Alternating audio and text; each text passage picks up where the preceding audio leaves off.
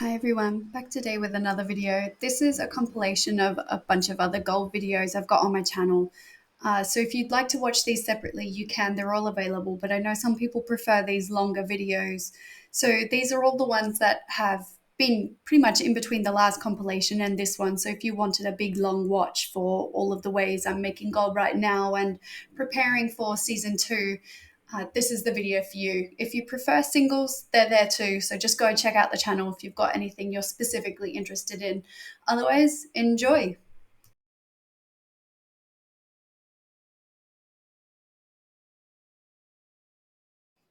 Hi everyone, back today with another video. This is just a short one on a couple of things I'm using to make gold. It's like another routine, but also as a reminder that with the new patch coming out in preparation for season 2, some things are going to disappear in your currency tab, and now is a really good time to be spending those things so you can make the most gold possible out of them.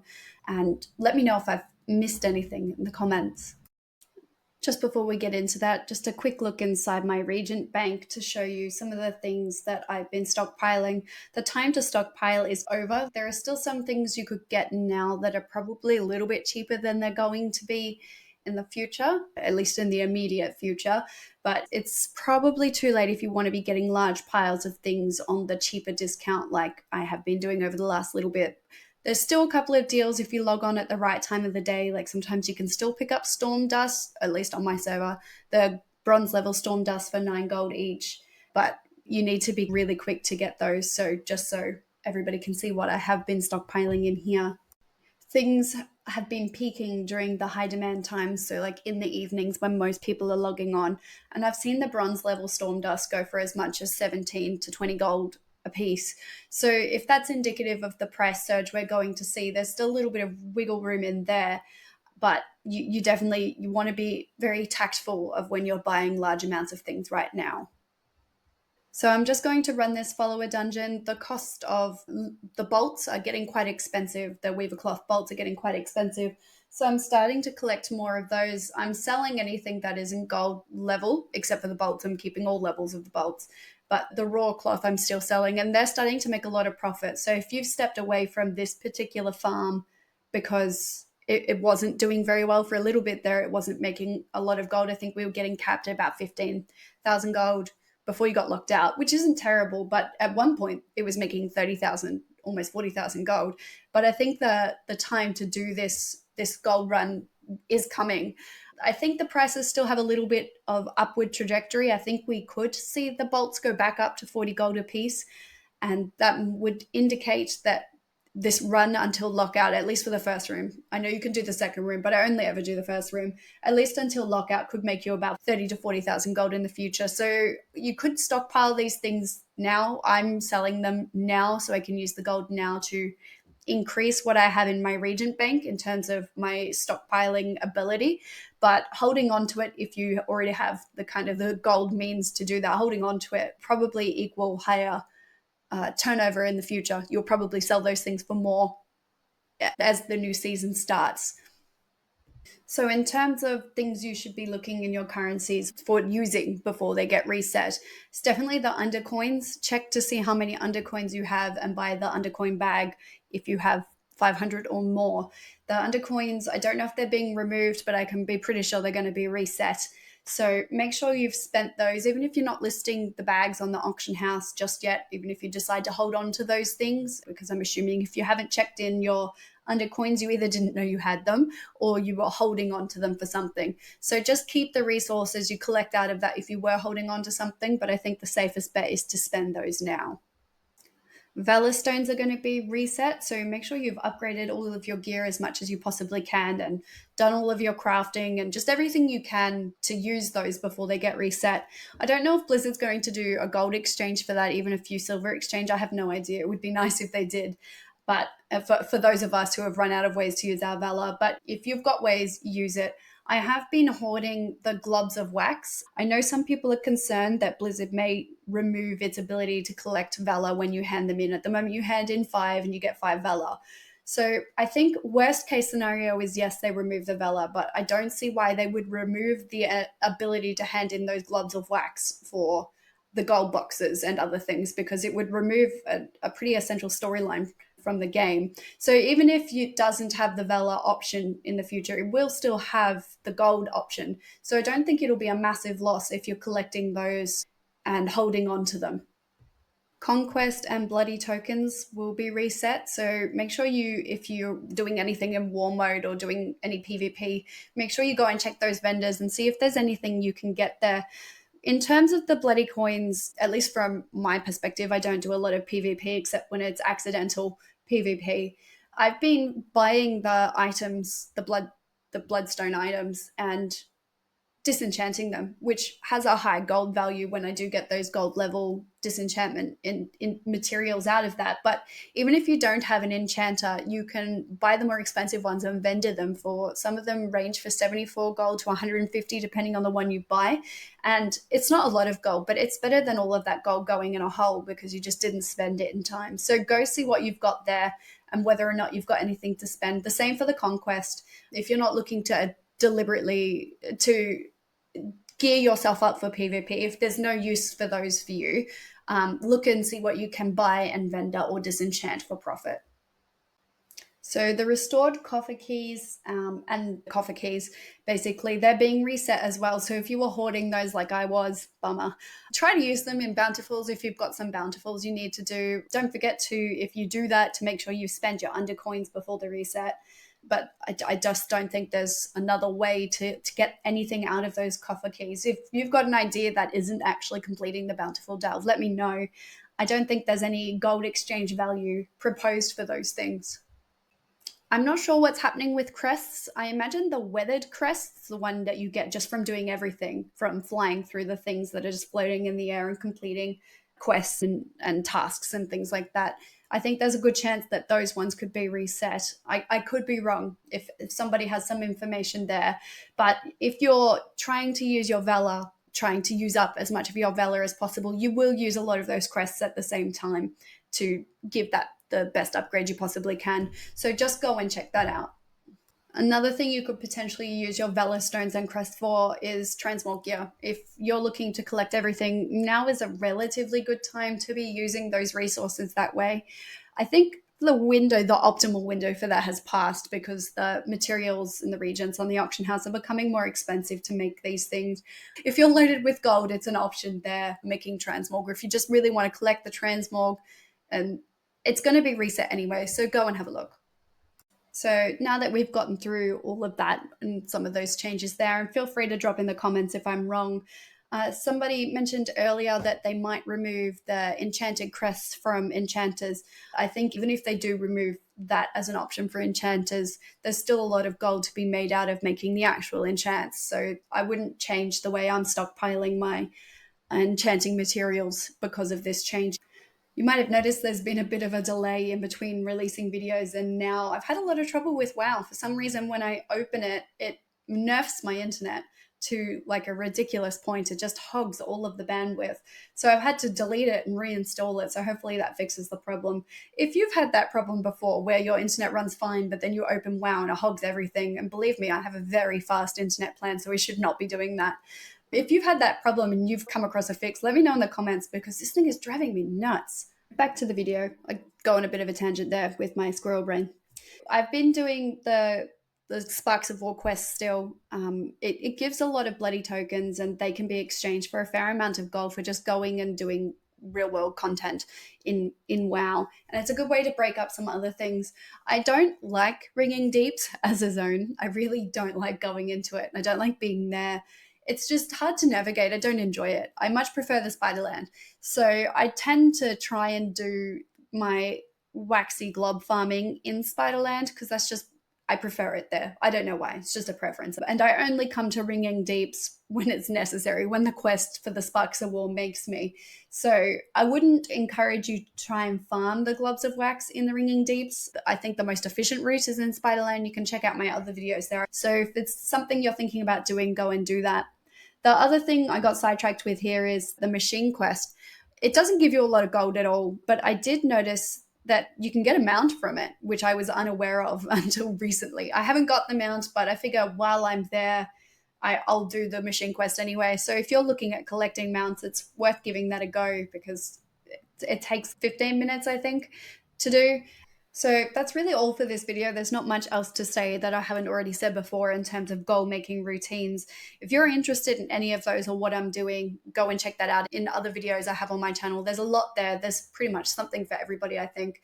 So if you're interested specifically in that, go and have a look. These are just the updates on the things I'm doing, any changes I've noticed with those. So feel free to drop a comment and subscribe if you found this helpful. It's free for you. It's super helpful for me. And the channel, the algorithm really likes it. That's all for this video today, and as always, remember, girls don't play WoW.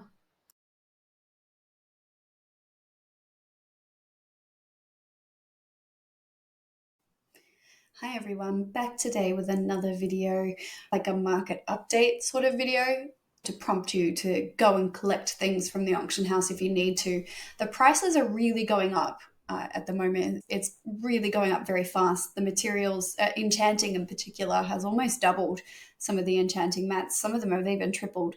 So if you've been hoarding things, it could be a good idea to think about offloading some of that if that was your intention. You could always wait for the start of season 2. There could be a spike then, but I think prices will remain fairly consistent between the spike at the end of this season and the first spike at the beginning of next season. You probably also noticed from that mailbox open, I have sold a lot of the recipes from the Dark Moon Fair. I'm almost out of those. Next time I'll definitely be prioritizing those over the pets. But the pets are selling, so are the Lovers in the Air Fair pets, so that they are still making gold. It is just taking a little while to list them, and that's just the nature of selling pets. The auction house is also doing something else interesting, and you'll see it in this video. Enchants are selling almost faster than I can make them. Particularly the ones for the formulas you have to purchase. And I've purchased those a while ago, and I wouldn't be surprised if the price of that goes up now. I think what we're seeing is an influx of people who are returning for season 2 and preparing for the raids that are upcoming. So they're gearing their alts, they're making sure their enchants are on and things like that. So enchants are selling fast. Like I said, in particular, the ones you have to purchase, the formulas you need to purchase or get from a world drop if you're lucky enough. And I'm making a lot of gold. In this video, I make 82,000 gold just listing these auctions. And the competition on these purchased formulas is much lower than the competition you get from the enchants. So I think that there's definitely an opportunity there for the people who already have those formulas. And if you don't, consider buying it. I know it's a big gold outlay, but it pays itself off. Like, you make that gold back really quickly. And I think with the start of season 2, once that actually rolls over, once people start getting the gear from the new raids, there'll be another big boom there for enchants. So it's definitely a really good time to take advantage of return players. And maybe if you have an enchanter, now might be the time to think about selling some of those enchants. And it's not just the gold level enchants you see here. Most of my gold on the auction house here doing silver level enchants, the Chant of Winged Grace and the Defender's Boots or something to that effect.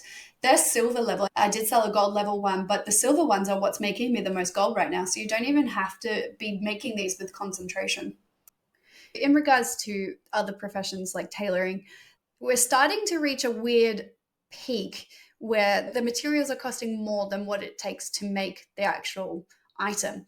And I think what we're seeing here is an imbalance of people who have been hoarding at those lower prices, able to sell those items still at that competitive rate. I think if you just wait it out, you can see I cancel my bags in this video because the gold, the profit on it was just like 50 gold or something like that. I've taken the listing of my bags off, and for the last couple of weeks I've been making loads of gold with bags, don't get me wrong, but I think at the moment what we're waiting for is a market stabilization, and in terms of waiting for people to run out of those cheaper materials or to catch on to the fact that because those materials are more expensive now, they can be listing those items for more and increasing that profit margin. Sometimes I'm not sure what people's brains are doing. Like, it's good to be the first one in the line in terms of selling things. But if you're selling something for 500 gold that you could be selling for 1,000 gold with just the same amount of competition as you currently have, why not do it that way? I don't understand. Perhaps somebody can inform me as to why people run like that in the comments. I've also noticed that the PvP gear I make on my tailor has spiked I'm not selling as much of that as I usually do. So I'm not sure if this spike is a positive thing or not. I think some people are trying to prey on FOMO, maybe in the sense of returning players being afraid they won't be geared up in time for battlegrounds and things like that.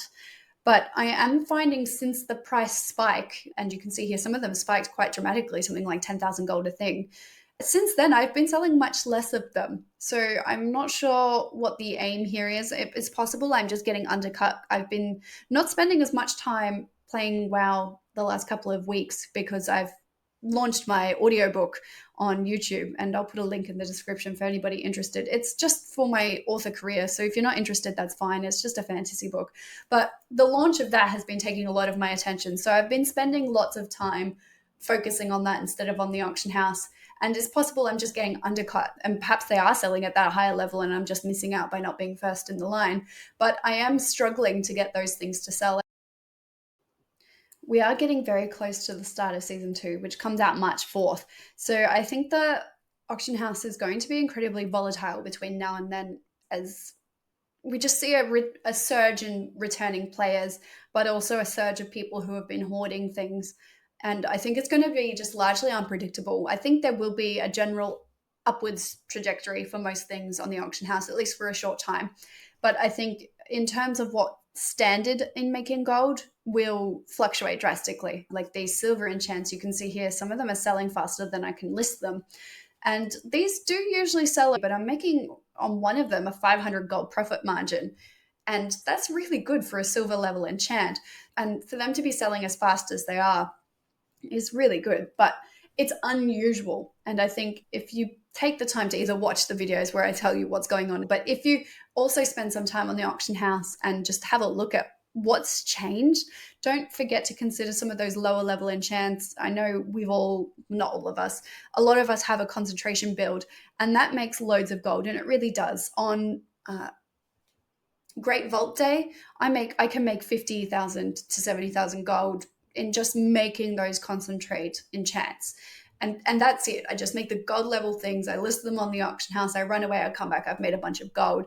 But to be making, and you see here in this video, I make 80,000 gold here. But to be making that on the silvers is really quite unusual. So definitely go and check it out. And don't just assume because you're out of concentration that you're out of the game until your concentration builds back up. Because like I said, I made 82,000 gold here selling silver level. So we're in a unique position at the moment where you can make a lot of gold off your professions while capitalizing on the people who are coming back, returning to play season 2 and having missed out on that ability to get these things slowly. So you will notice in this video, I am still stockpiling things. You'll see me swap out of the selling items and check the auction house for the things that are cheap that I use a lot of, which are the tinder boxes and the vial of oils and other things along those lines. I use a lot of those in the enchants, and at the moment they're cheap. I don't know if the price for those are going to bounce back up, but we're seeing like about 100 gold to 150 gold discount per item at the moment. I do think that we'll see a spike in demand in the beginning of season 2. So having a bunch of those in your bank ready to make those enchants at the cheaper price is a good idea. If you can afford to buy the materials, the regions when they're cheaper, you will make more gold when that big spike happens. And I think we're moving towards the big spike now. The only thing I'm not sure about is how long it will last for. I'm relatively sure it will last into the beginning of season 2 when people start getting those new crests and they want new enchants and things like that. So I think that the spike will be sustained for a little while. I just don't know how long for. If you want to speculate with me, drop it in the comments and we'll see if we can make a list of how long we think this will go for, and the winner gets bragging rights that I mentioned in a video. So put those down in the comments if you think you know when the auction house will return to a plateau in terms of where the prices level off. Somebody in the comments requested that I make a video showing you my tailoring and enchanting builds and talk about what I would do if I got a chance to change what I've specialized in. And those videos are coming, crafting your profession talents one time with the upcoming season. So I'll make those videos soon. Be sure to check back if that's something you're interested in and what I even might change, because there are a couple of areas I wish I'd put talent points into, but I'm at a point now where I need to be accumulating those talent points to do that. But if I could reset it, there are talent points I've got in just useless avenues that could really help me maximize the amount of gold I'm making. So those videos are coming. I just wanted to give a special shout out to my members Heretic666, Hello Be Thy Game, Brit Malaka, and Psycho Teddy. I hope you guys are enjoying this, getting this content early. And let me know in the comments if it's making any difference for you guys. Are you able to action these and make gold before everybody else gets it? And what are you doing to stockpile for season 2? I never thought I'd enjoy sitting on the auction house the way I have at the end of this season. I've just made an insane amount of gold, considering how absent I've been from the game for the last week. I've really not had much time at all to play with that launch I was telling you about earlier. But I've really enjoyed the auction house time. I'm really surprised by that. So if you're somebody who's just not given it a go, maybe just try it. You might be surprised. So if anybody's curious, this was 40 minutes of me sitting on the auction house while I was having a coffee and just checking through emails and comments and things like that.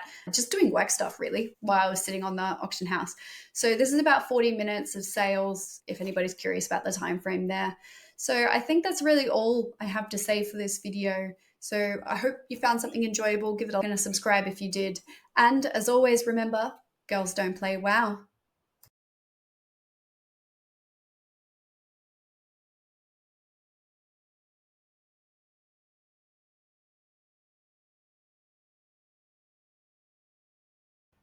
Hi everyone, back today with another video.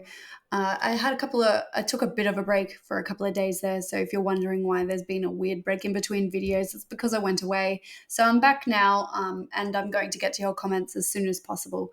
So today's video is just about the Waxy Glob farm. There was a couple of things I wanted to clarify about that. And I found a couple of ways to make the Glob farm more efficient. So I just wanted to talk about that. So you've heard me talk about this before, and do it in war mode if you can. If you're on a server that's friendly enough to let you get away with that, do it in war mode, because the things you get from the war mode treasure chests can be exchanged for gold, and there's a quest you can get that counts while you're collecting these waxy globs. So you probably just see me at the vendor, the honor vendor and the blood vendor. So basically, when you open these war mode boxes, you get honor, conquest, and the blood tokens, the bloody tokens. So the honor you want to save up because you want to buy either the bloodstone or the recipes with those and list them on the auction house. But the other two are just, if you're not a PvP player, they're just kind of sitting in your bags, doing not very much at all. But you can buy the gear from the vendor and disenchant it. So I'm not sure if honor and I'm not sure if the bloody tokens and the conquest are warbound, whether or not you can trade them. I only have the one character. A lot of people keep asking me about that. I have one level 80 character and I only play on Everhealer. I was giving a major go at one point and I got to level 72 and I just went back to playing my priest. So just for anybody who has questions about that, I don't have an alt army. I don't pay for my subscription that way. I have a single character that I play and I just do things that way. So I don't know if those tokens are warbound. So let me know in the comments if they are, because that could be helpful for other people. What I do is the tokens, I buy the things, and you can see that back in the beginning, I bought some of the more expensive ones, and I'm going to do that initially because I want the transmog just while I'm there. So I could probably make more gold if I just bought the ones for 525 gold. 525 conquest and 525 bloody tokens. If I just bought the cheaper ones, I'd probably get a lot more. You can see when I disenchant them, I get the refulgent crystal. And I am almost maxed out in the disenchanting the purples, so I am getting pretty good stuff. Like getting the golds and the silvers is really worthwhile. You've seen that I got a bronze one, which isn't great, but it's more often I'm getting the gold and the silver. So I just wanted to share that with you. It's a good way to make gold. I'm using it to do my enchants when my concentration goes up each week. Like when it reaches 1,000, I make a bunch of max level enchants and sell them on the auction house. And while those are selling, you've probably seen my other videos, while those are selling, I list the lower level enchants, try to be the front of the line for those while those bigger, higher priced items are selling. And I'll release a video explaining that later. I also wanted to point out that a couple of people have said I should use the inky black potion that you get from the Dark Moon Fair while I'm doing this farm. And I did use it this time, and it does make those purple things stand out a lot better. I did find it was hard to see my screen, but I am playing in a bright room. My office has a really big window next to the desk, which probably wasn't the best position for such a dark screen for me. But I did find that it did help me find the purple things, the piles of dirt, much faster. When you're doing this, you can also get your knowledge points, the two that you can get for just doing world things each week. I've got enchanting and tailoring, so I got two lots there while picking that up. I also completed the quest, the PvP quest, and I got to hand that in for more honor, conquest, and the bloody tokens, which let me have more things I could disenchant. And I am getting closer to being able to buy some of those patterns with honor, which I think will definitely see a spike in season 2. I think. As everybody wants the higher level things, there'll be more crafters out there wanting to have access to that pattern and not realizing it's actually pretty easy to farm those. So I got the Inky Black potion from the Dark Moon Fair. It cost me 3 gold a potion, and they last for 2 hours. And I bought way more than I needed because I wanted to see if it was something you could sell on the auction house for a profit. And I've been playing with it. I listed some at 6 gold, which is double. So double what I paid. And they did sell. They sold really fast, probably too fast. I maybe should have listed them for more gold. But they did sell, which is double the profit for what I paid for them. At least initially, they were 3 gold and something from the Dark Moon Fair.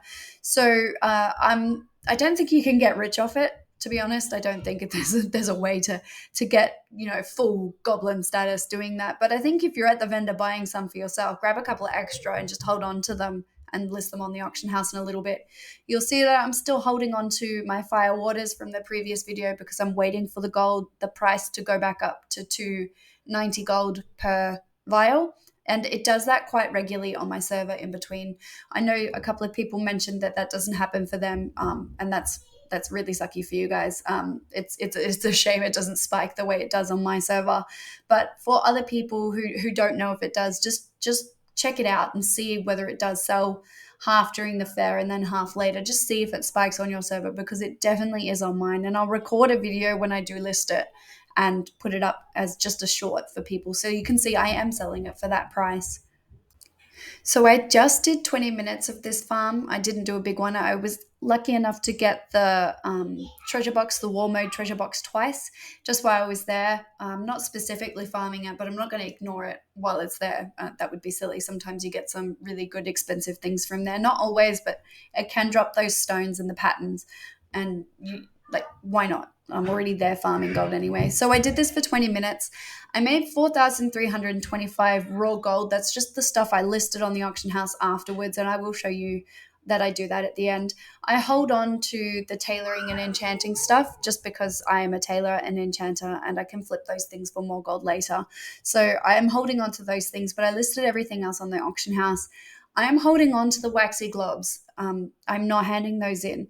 So you get one Vela for every waxy glob, and you hand in 5 at a time. So you get 5 for every 5 you hand in, and you can swap those for boxes from the little things in ringing deeps from the little kobolds.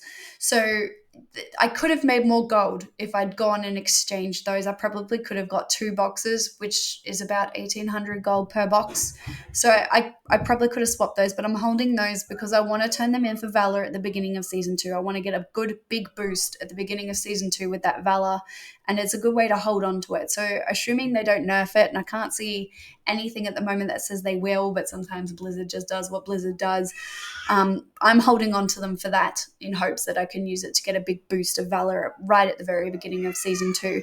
I'm quite often Valor capped because I do this, so I'm not too stressed if it doesn't work, but I'm pretty confident that it. I actually made quite a lot of gold today, so this is the first time I've let my enchanter get capped on concentration. So I came back and found that I was at 1,000, and I made a bunch of the Oathsworn and Winged Grace enchants, the gold level ones, and I made about 30,000 gold. I was able to sell those pretty quickly. It did take the Enchanted Winged Grace is really competitive. Just being first in the line And I find when I list these things and go away, I sell less of them. And I wanted to sell all of them. And sometimes putting in a dedicated 10, 15 minutes to sell those things is really good. I just go make a coffee while I'm doing it, or I list other low level enchants. They don't make as much gold, but sometimes you get like 50 or 60 gold per enchant. And if you're there selling your big ticket items at the same time and relisting, you might as well sell those lower ones at the same time while you're waiting. Just wanted to give a quick shout out to our mini goblins. Thank you so much for your support. Thank you, Brit Malaka, Hallowed by Their Game, and Heretic666. Your support really means a lot and it really helps this channel, so thank you. If you're interested in becoming a mini goblin, check out the link below and you can see what other things you get for that. That's all for today's video, and as always, remember, girls don't play WoW.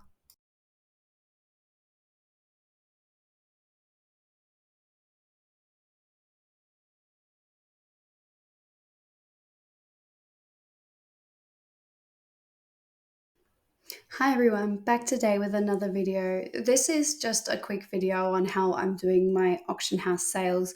I talk about them a fair bit and I've shown you a little bit of what I do in other videos, but this video is just dedicated to how I list things on the auction house and sell them. The things I make, like the enchants and the tailoring gear.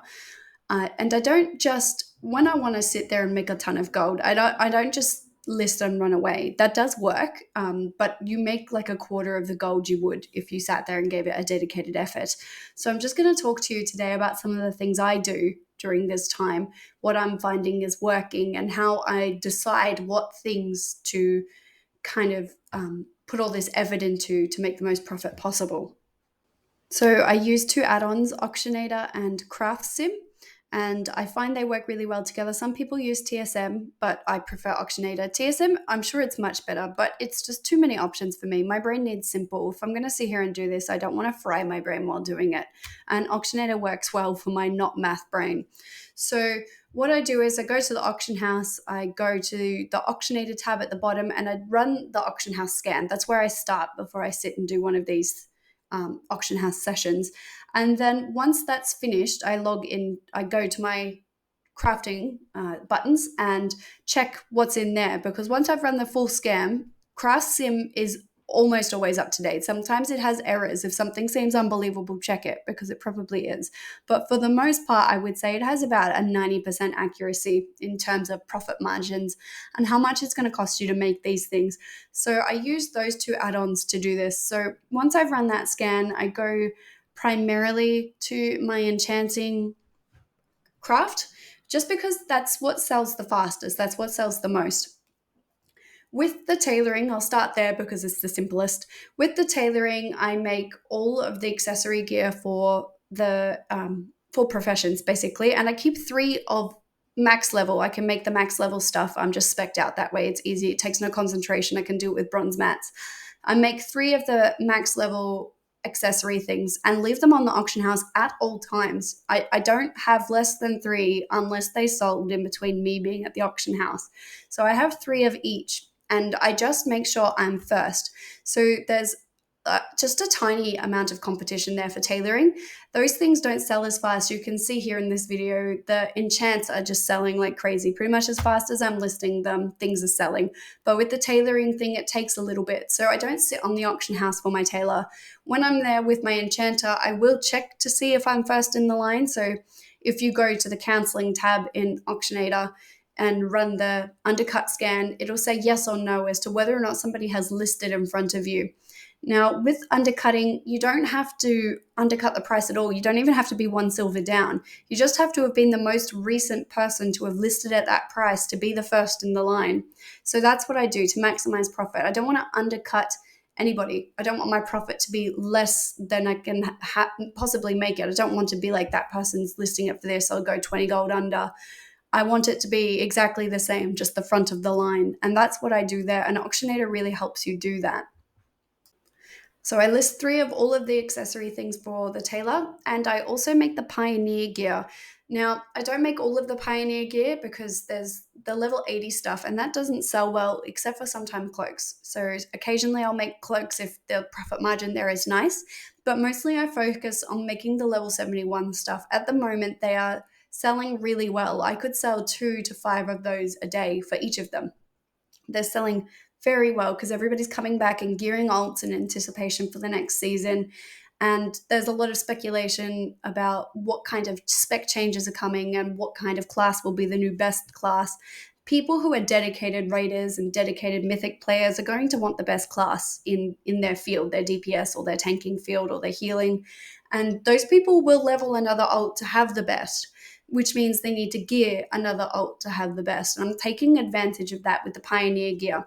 So the level 71 stuff there is what I'm making. I'm also making the Weaver Cloth bags, just the basic ones, not the fancy ones. And I'm making 5 to 10 of those at a time because when somebody's gearing an alt, they need 5 bags. So I make 5 at a minimum, and I make 10 if I think I'm going to be away from the auction house for a while, or if they're just selling really fast. So you see here in this video, I went and made 10 at one point and listed them because all the ones I had on sold, and then all 10 sold while I was making this video as well. So I've sold 15 bags in that time frame. So it just really depends on the day and what people are doing. But that lower level gearing alt things, the level 71 and the bags do very well. So don't underestimate them, but they don't make anywhere near as much profit as my enchanting does. So I only have a tailor and enchanting point of view here, but I think if you're a crafter that makes gear, it would still apply for you here with the tailoring. If you had a blacksmith or a leather worker, making that level 71 gear is still going to do very well. Just think when you're looking at your gear, what would I buy if I was leveling an alt? If I had an insane amount of gold, what would I buy if I was leveling an alt? And make those things. So check the craft scan with the auctionator to see, make sure they're making profit, because I don't know what's making profit in other professions, but I know in tailoring those lower level things only take a few mats and you can make the top tier stuff and they sell very well. So have a look. I know I'm talking about tailoring, but I really do feel like this would be across professions because I can only make cloth and tanks don't wear cloth, and there has to be more DPS classes that are doing very well than just clothies. So the primary focus of my auction house sitting, which one of my commenters actually pointed out that it's PvP for goblins, and I just love that. So PvP for gold goblins is pretty much the auction house. I run the auction house, the auctionator scan, and then I go into my enchanting tab and I see what makes profit. So you can see here, it says whether or not, how much something will cost to make in gold, what profit it is. So of course there's all your concentration things, and you're probably all aware of that. And if you're not, I'll have a quick chat about that now. Basically, you get concentration, it builds up every day, and then you can use that concentration to make a higher tier level item. So the gold level items usually, not always, but usually sell for the most gold in enchants. And you want to prioritize making those, but you're capped at how many of those you can make a day. So you can see here in this video, I'm selling a lot of the crystalline radiance, and I'm selling them at the silver level. I can make those pretty much indefinitely at the silver level with bronze level mats, and they're selling really well at about 200 to 300 gold profit per thing, per enchant. So what I do is I focus on selling those gold items, and then the concentration items, and then I have a look at the lower level stuff. So you can see here, I'm also selling a lot of the enchant ring glimmering haste, and every now and again, it's like somebody goes through and buys all of the enchants up to a certain level. They reset the auction house. And those enchants, those lower level enchants, the ones you don't expect to be doing anything, sell for really well. These glimmering ring enchants cost me about 60 gold to make, and I'm selling this for 107. I have sold these glimmering enchants for as much as 350 gold per enchant, and I have sold a lot of them at that price level. So it really just depends on what the market's doing at that moment. Now, there is a lot of competition to be number one, and the temptation can be there to dump the price, which is what happened here. They were at 250 gold, and then somebody dumped the price down to 107, thinking that was going to stop people like me from going to the front of the line. But it's just not. What you've done there is, if you're a person who does that, you've decreased the chances that you're going to make a handsome profit on that. And you're just going to get beat out by people who have a huge hoard of supplies like I do, and can just keep listing on the auction house to be number one. So you might as well take the top tier one and take those higher sales when you can beat people who sit on the auction house like I did in this session. So you can, when you do beat them, because you will, I can't do it infinitely. I'll get distracted. I'll go make a coffee. I'll have to go to my mailbox. There's like 50 million things that could happen. And in that time, just selling one of those ring enchants would make you more than selling one at 107 gold. So just think about it when you're like, I'll undercut to be the front of the line. It's not going to stop people and it's not going to work the way you want. So really think about it. So I have bought the Chant of Winged Grace and Oathsworn Strength and maybe Crystalline Radiance. I don't recall.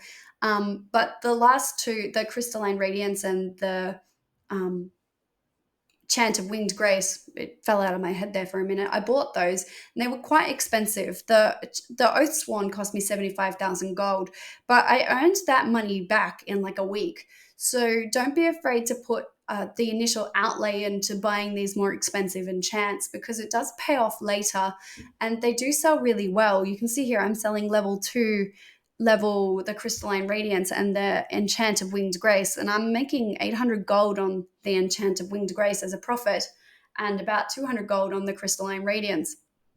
That's insane. And those two enchants, they sell really fast. You can see it in the video.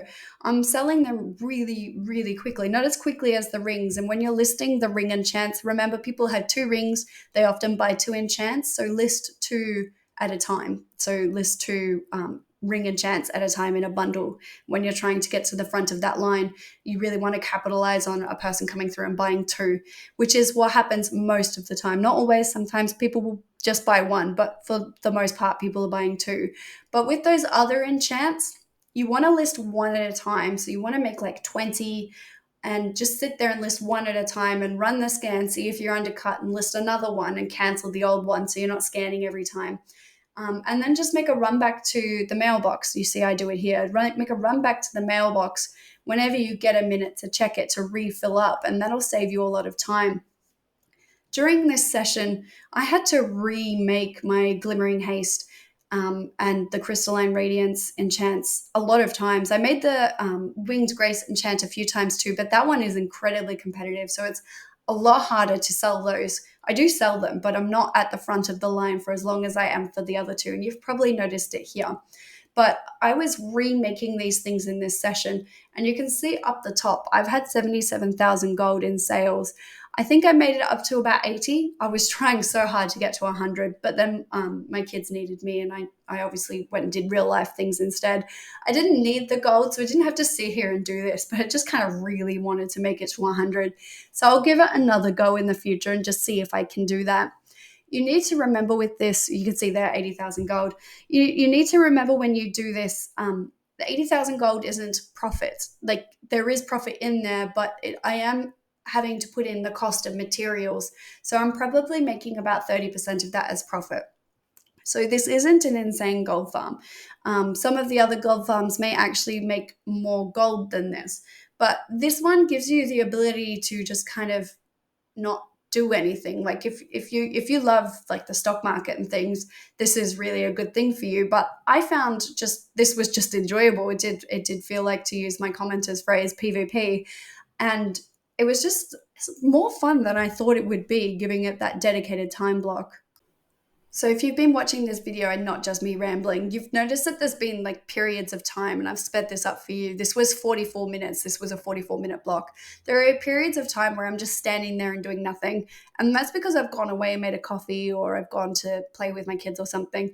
So I didn't sit there the whole time. There was periods where things were selling really well and I was sitting there to be the front of the line and to add more to my list. But it's a pretty easy way to add gold to your repertoire in a low effort sort of way. I did sell 2 of the Tiberius pets today, the pet you get for the resonance crystals in Hallowfall once you've got the reputation.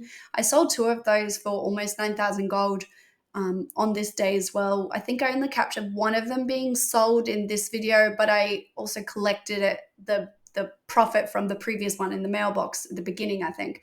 So those pets are selling. I know I had some people question whether or not pets were selling earlier. Scroll through, you'll find it. I think I even show you in the auction house log that it's sold. So those things are selling. Don't overlook them. They do take longer to sell, But when you're sitting here and doing this kind of thing, it doesn't hurt to be first. And those pets are 100% profit. In the when I'm buying my materials, I'm buying those during the middle of the day. I'm on the server Calistraz, so it's an oceanic server. And I'm finding that in the middle of the day, not at lunchtime, don't do it at lunchtime, but like at 10 ish on a weekday or 2 ish, the prices on the auction house are really low. And that's when I buy up my materials. If you've watched my other videos, you've seen I show you inside my region bank. I'm showing you what I'm stockpiling for season 2. And you can see there, I just have tons of materials, and I've spent hundreds of thousands of gold stockpiling that. And I buy those when they're the cheapest possible. So the crystalline, the thing you shatter, which I use with my enchants, and you should be fully specced out in that, or trying to be. It gives you a concentration refund. So it increases how much you get for your concentration having that shatter. And I just used the crystalline one because it's the cheapest. It goes for about 1 gold, but I have noticed in the evenings it can be as much as 5 gold to buy those. But I'm picking them up. I'm checking the auction house during the day when I'm on, and I'm picking those up for like 55 silver or 65 silver, and I'm just buying all of those when they're at that price, because I only have to get either one concentration refund or one resource refund to earn back the gold from that. And you quite often get more than one of those during I think I'm at 15-minute buff for that at the moment, more than one of those uh, procs during that time. So I think I've covered this enough as like a crash course for how to do Goblin Gold PvP. So if you have any questions, leave them in the comments and I'll do my best to answer them. This content comes out early for my mini goblins, and you can click on the link below if you're interested in getting that. But I just wanted to do a special shout out to Brits Malacca, Hallowed by Thy Game, and Heretic 666 for joining my mini goblins. And your support just means so much. So thank you guys. I really wanted to just reach out and say thanks. This is a different gold video from what I would normally make. Normally I'm sort of prioritizing gold farms, and I show you a little bit of this generally. But let me know in the comments if this is something you'd like more of. This is kind of a test run for me as to whether or not people are interested in this kind of auction house battle that I've been doing, and whether or not other people want to learn how to do it. I'm happy to make more videos on it if people are interested, but I can understand if looking at me sit on the auction house for, I think this video has gone on for 16 minutes now. If that's not your thing, just let me know in the comments and I won't make any more of these if there's like an overwhelming amount of people who don't want it. So just let me know there. I'm just trying new things. And if you have any other suggestions for gold videos, I'm happy to make them. We're getting towards the end of season 1, so we're kind of running out of new ways to make gold, except for the events. And I've listed videos for those, like the Lovers in the Air events and the Dark Moon Fair events. And if you haven't seen those, go check them out. You can make a ton of gold that way. But with the actual War Within content, we're really capped at what we can do at present until season 2 comes out. It's just doing the same things on loop at the moment.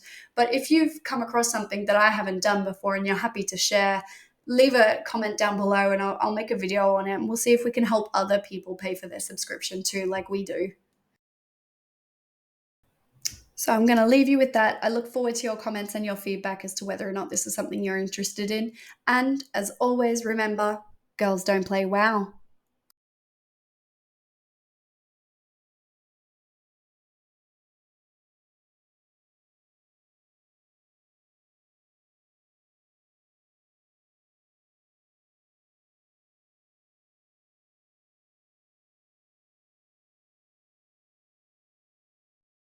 Hi everyone, back today with another video. This is just a quick one to show you some of those things that we picked up from the special events that have been going on, have been selling. And I just thought I'd make a quick video because some people have been questioning whether or not these things do sell. So far I've sold the extra lemony recipe, and I bought like 6 of those. I've got 2 left. So I've sold a lot of them, and this is just me showing you that one of them has indeed sold. In this next part here, I'm showing you one of the pets from the Lovers in the Air fair has sold as well. I can tell some people are getting discouraged in some of the comments. Some people are kind of alluding to the fact that I might be sending people on sort of pointless quest to get gold from these pets. They do make gold. They just take time and patience. And I'm just showing you here, those things have sold. I don't think it's possible to get rich off pets in WoW. I think they're a way of supplementing the gold you do make because they just sell so inconsistently and so irregularly that I don't think, I could be wrong. Let me know in the comments if I'm wrong. I don't think it's possible to have a stable income selling exclusively pets. What I use pets for is like a bonus to my already existing gold making routines. These pets are really not very difficult to get at all. The window you can get them in is really quite small, and they are something you can hold throughout the year or until they're all gone and just list them with your other auction sales. So what I'm saying when I suggest you go and consider these pet farms is not to collect 15 of them and expect to pay for your subscription that way. You may, over the course of a year, sell enough of those pets to afford a subscription, but it is not going to be a steady source of income. It is like a supplementary source of income, something that gives you a boost to your existing income when they sell. So if you're interested in some of the other ways I earn my income on WoW, some of the other things I'm doing for the consistent gold, check out my other videos. There's lots of information there, and hopefully you find something helpful. You've probably all noticed that the prices of things are changing now that we have a date for season 2 to come out in March. The market is responding to that already by making some of those collectible items, like the things you hoard for the beginning of season 2, in anticipation of that price spike. For instance, I'm collecting a lot of the enchanting regions, and I'm finding that they have gone up in price quite a lot in that time, just since the announcement. So the window for collecting large amounts of these things is probably closing. If you feel like you need a top up on your mini hoard, like I have, definitely now is the time to be thinking about that.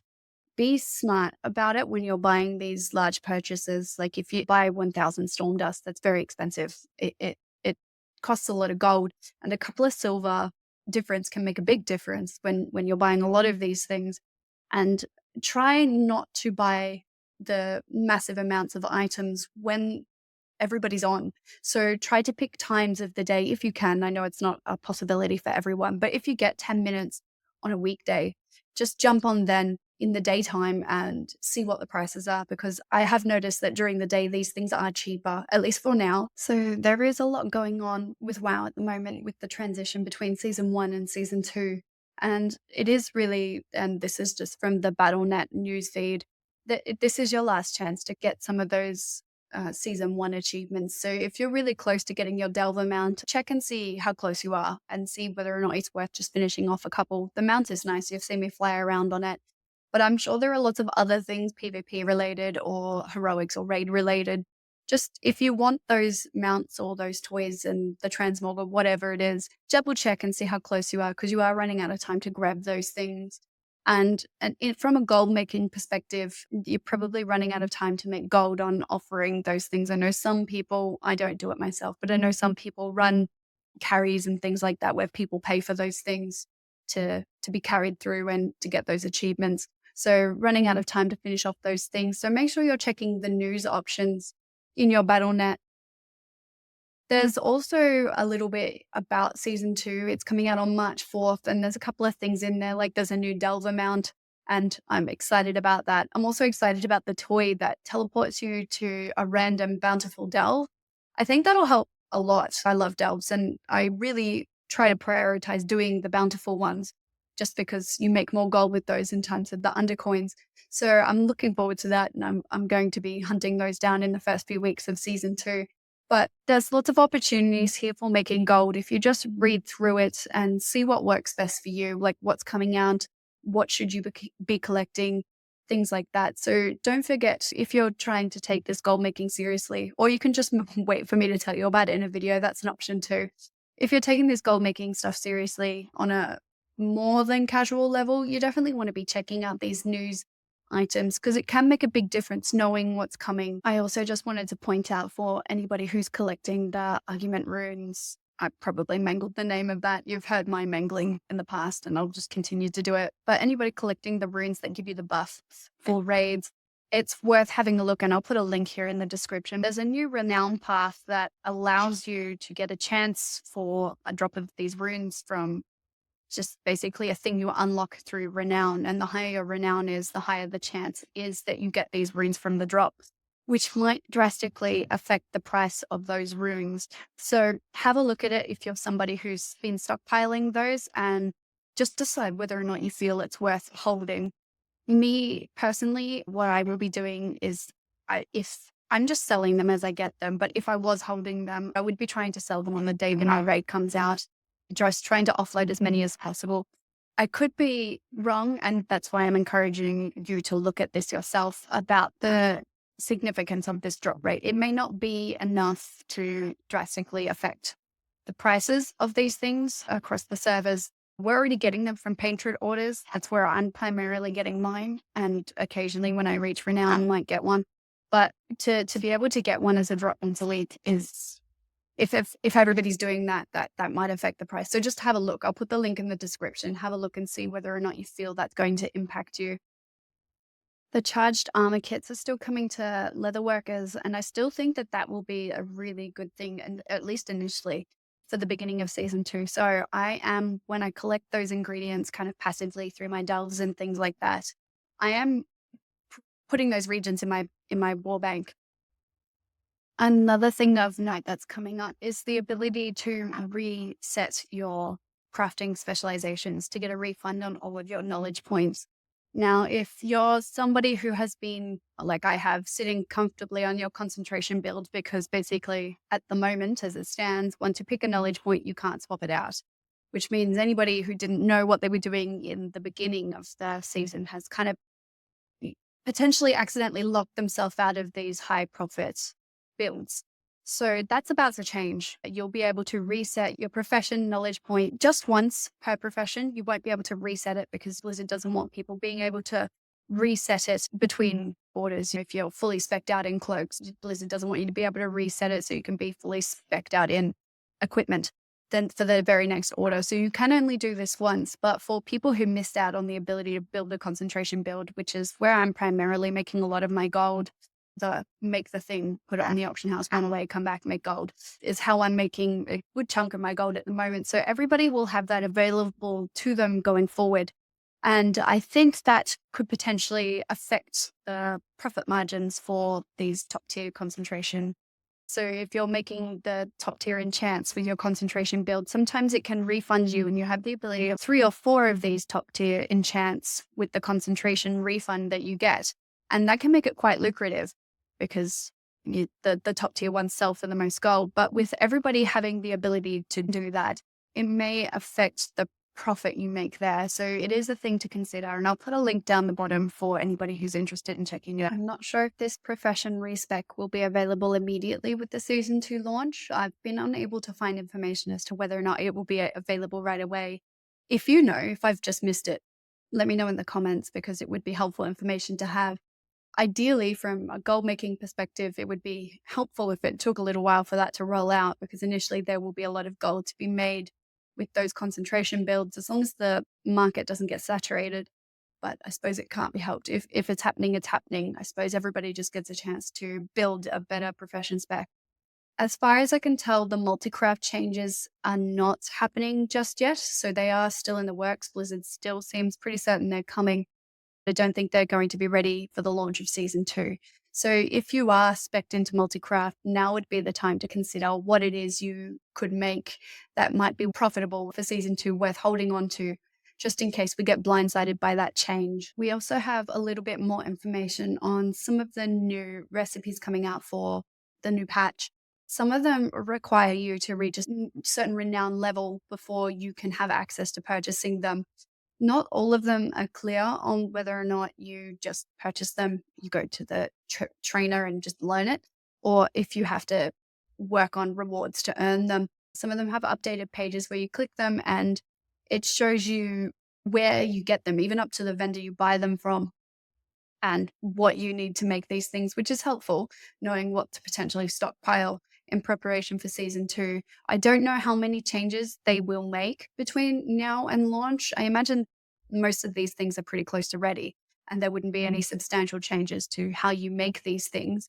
I could be wrong. I've never followed a patch release as closely as I have this one, but I am finding that the enchanting ones, which are the ones relevant to my profession, don't have a very clear what it will entail in terms of where you get it, how you learn it, what it's going to take to make it. So hopefully more information comes out on that soon. So if you're an enchanter and you have that information, you can share it. Let us know. That would be helpful. But otherwise, at the moment, I don't think there's any information there at present. But for some of the other things like the leather armor kit and the cooking recipe and things like that, they have more information there. So be sure to check out the links in the description to see if there's something there that's helpful for you. I only really have a tailoring and enchanting perspective point of view because I just play WoW on a single character. I know some people have an alt army, but that's just not me. I just play on the one character, but I am happy to go and look at some of these other things if anybody has any questions. I just thought I'd show you quickly some of the stuff I'm stockpiling. I've even got in this video, I spend almost 60,000 gold buying things to put in my Regent Bank just as a way of stocking up for the future.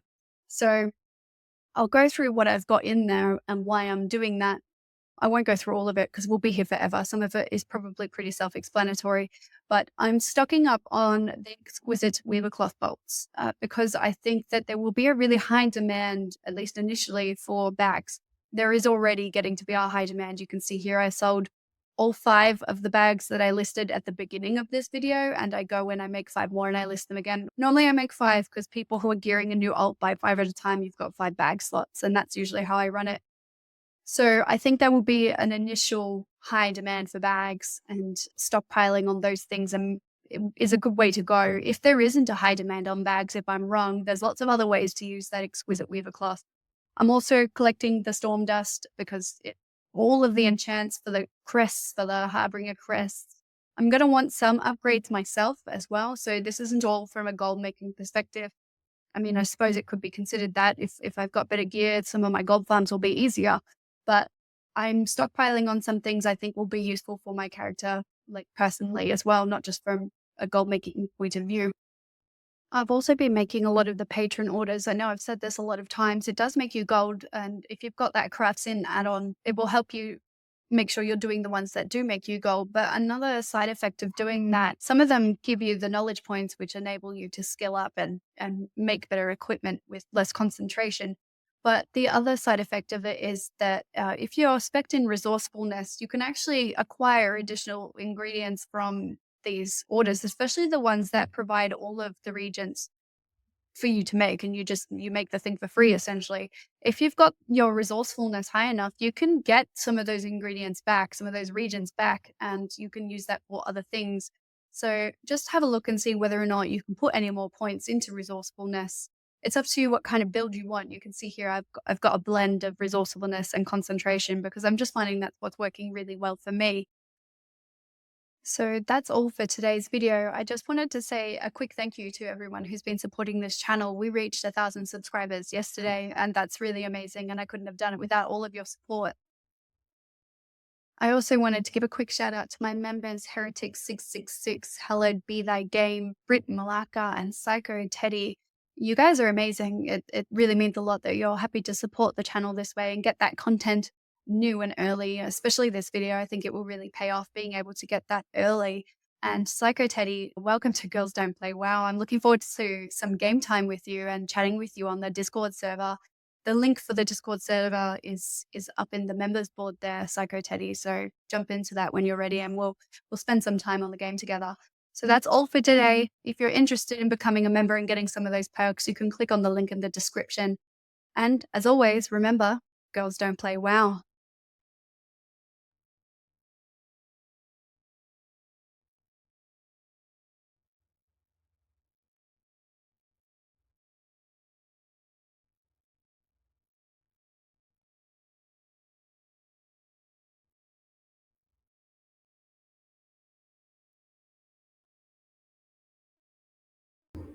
All right, that's all for this video. If you found it helpful or enjoyable, or if it's helping you in any way to make gold, give it a like and a comment. I'm always happy to chat with everyone. I enjoy that. So if this had any value to you, let me know in the comments. Otherwise, have a great day. Enjoy the extensive campaign in preparation for season 2. I've heard that some people have been at it for 3 hours and you still can't quite finish their campaign. So enjoy that. I know I will. I can't wait for 3 hours of solid questing to be able to get into the new area. And as always, remember, girls don't play WoW.